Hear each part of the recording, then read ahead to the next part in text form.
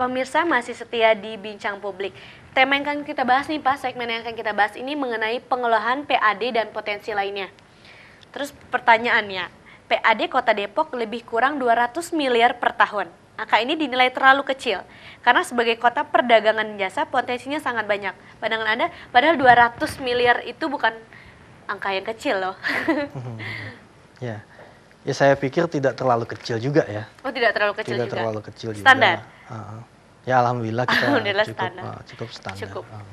Ya, terkait pendapatan itu juga kan tadi dikatakan itu adalah akibat penambahan dari pajak daerah yang sudah dialihkan. Betul. Seperti BPHTB tadi, itu di situ meningkatnya. Oh, di situ. Berarti PAD ini tidak dimaksimalkan, dinilai karena pengelolaan PAD masih dikelola secara manual dan tradisional. Akankah pengelolaan PAD dilakukan secara online sistem, Pak? Kemajuan teknologi berarti kemajuan sistem pengolahannya juga. Iya, Kota Depok akan segera bahkan sudah ya akan secara online untuk pembayaran PBB itu. Kemarin memang ada sedikit perubahan terkait perpindahan dari kantor pajak Pratama ke DPPKA. Tadinya kita bisa online, tapi sementara online lewat ATM, sementara di close dulu.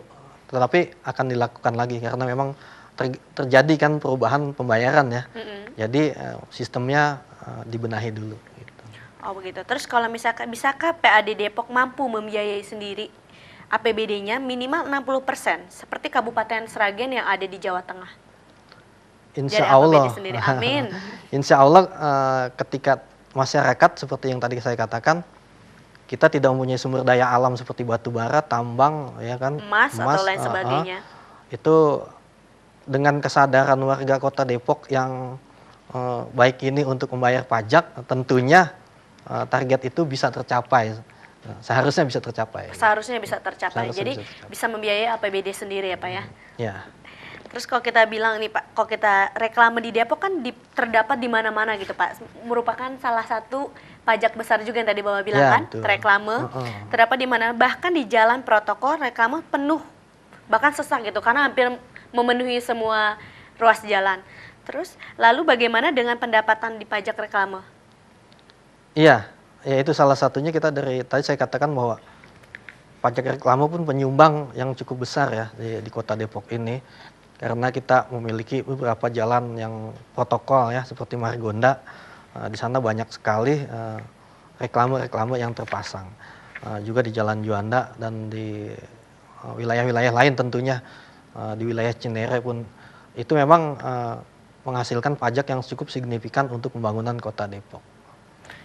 Berarti dari reklame itu nggak kecil ya Pak ya? Nggak kecil. Pajaknya besar ya? Ya, berarti kalau dibiarkan penuh sesak gitu nggak apa-apa Pak? Tentunya ada penataan ya. Ada penataan di mana dikatakan juga di jalan protokol seperti Margonda itu kan tidak diizinkan untuk iklan tayangan rokok, itu sudah tidak dibolehkan. Oh sebenarnya rokok itu nggak boleh untuk di jalan protokol. Oh di jalan protokol. Itu sudah tidak diizinkan. Jadi penataan memang diwajibkan juga. Jadi tidak timbul kesemrawutan kota, jangan timbul jadi kota pusing takutnya pengendara melihat. Harus estetika kota juga mesti dijaga juga, walaupun kita mengejar pajak gitu. Dari reklame itu sendiri. Betul. Terus Pak, kalau misalkan kita bicara lagi mengenai reklame, mengenai restoran maupun perumahan, ada nggak sih Pak pajak untuk parkir? Bukannya di Depok ini banyak pusat pembelanjaan dan pertokoan, jadi dimintain juga nggak untuk pajak parkir itu sendiri? Ada. Ada pajak parkirnya. Berapa persen? Kita sekitar 10%. 10% dari. Jadi itu ada kita pajak-pajak parkir itu. Tentunya seperti dikatakan tadi, pajak itu kita kelola, insya Allah dengan baik lah kita kelola.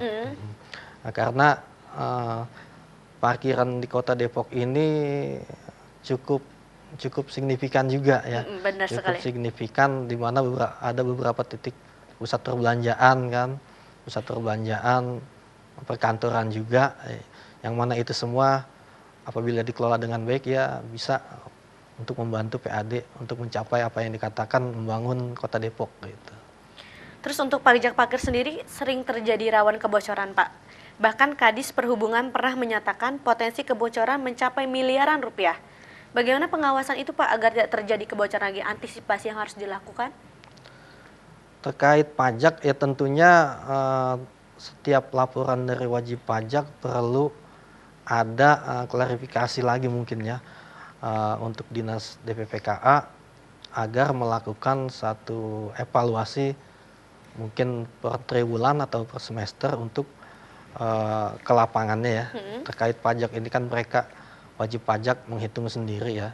Jadi kita DPPKA itu menerima bersih. Tetapi alangkah baiknya kalau diadakan monitoring ulang ke lapangan berapa kendaraan yang masuk sebetulnya kan gitu. Berarti harus benar-benar di datanya itu benar-benar Betul, akurat. agar tidak terjadi kebocoran harus datanya akurat berapa kendaraan yang masuk, jenisnya kan ada motor, ada mobil kan seperti Ada itu. truk juga mungkin, Itu kontainer. betul-betul real kan gitu. Jadi DPPKA dalam hal ini mesti mengadakan ya per semester mungkin pengawasan ulang lagi gitu kan. Antisipasinya supaya Antisipasi, tidak terjadi kebocoran. Betul. Terus kalau mengenai tadi kita sempat singgung perumahan, kos maksudnya, terus parkir bahkan restoran. Terus kalau untuk warteg sendiri Pak, di Depok kan juga banyak nih di jajaran-jajaran warteg. Itu mereka dikenakan pajak juga atau tidak? Sebetulnya warteg dikatakan kena pajak atau tidak? tidak kita lihat. Kita tidak bicara itu warteg atau apa ya. Kita bicaranya restoran gitu ya. Oh, kita bicara restoran. Restoran kenapa warteg itu kena? Ada satu warteg yang kena pajak itu bisa jadi ada juga warteg yang tidak kena pajak itu kan. Karena apa? Kita melihat dari omset. Omset penjualan. Omsetnya itu yang berputar itu adalah 10 juta. Gitu. Jadi bisa aja satu warteg itu omsetnya sudah di atas 10 juta. Itu yang dikatakan. Ada Pak sampai di atas 10 juta untuk penjualan warteg sendiri? Ya saya pikir ada ya, itu tugas DPPKA ya kan, ini terkait apa namanya kerja mereka ya. Saya pikir ada kan gitu. Artinya gini, ketika ada satu warteg yang kena pajak, ada juga yang tidak terkena kan. Jadi kita bukan bicara wartegnya sebetulnya. Tapi omset penjualannya itu sendiri. Apa jenis restoran kita bicaranya. Jenis restoran. Terkait wacana pajak warteg ya tidak ada tentunya, tidak signifikan dikatakan itu pajak warteg. Tetapi ini adalah terkait dengan omset. Kalaupun omset warteg satu itu tidak sampai 10 juta di Kota Depok, tidak kena gitu loh.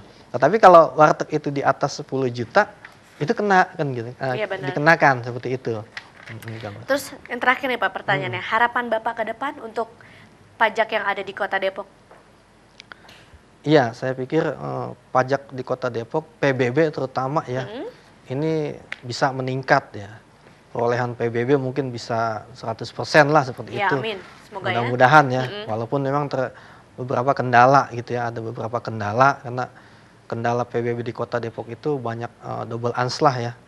Double anslah itu banyak tagihan yang dua nama seperti itu karena ketika ada proses jual beli dari nama A ke nama B itu tidak diganti, jadi dua nama ini. Jadi ini membuat perbedaan data karena ketika data yang satu harusnya dihapus tetapi masih timbul, itu adalah satu kendala. Yang kedua mungkin ya di BPHTB juga ya sebetulnya untuk penjualan tanah itu mestinya memang berpatokan kepada harga pasaran, ya kan? Kalau dengan berpatokan pada pasaran, harga pasaran itu kan otomatis meningkatnya BPHTB yang dibayar. Betul sekali. Tetapi karena harga pasaran itu tidak real, tidak ada patokan khusus, jadi kita menggunakan adalah nilai jual objek pajak. Nilai jual objek. Itu yang menentukan. Sebenarnya kita masih banyak yang mau ditanyakan, tapi waktunya juga yang harus selesai dari di sini. Pokoknya intinya bisa naik kesimpulan kalau warganya tertib membayar pajak, insya Allah peningkatan untuk pendapatan daerah dapat berjalan dengan baik ya Pak ya? Iya. Oke. Ya pemirsa, kita akan ketemu pada episode berikutnya dengan tema yang lebih menarik dengan narasumber yang luar biasa. Bersama saya Putri Dinar, sampai jumpa. Terima kasih Bapak. Ya,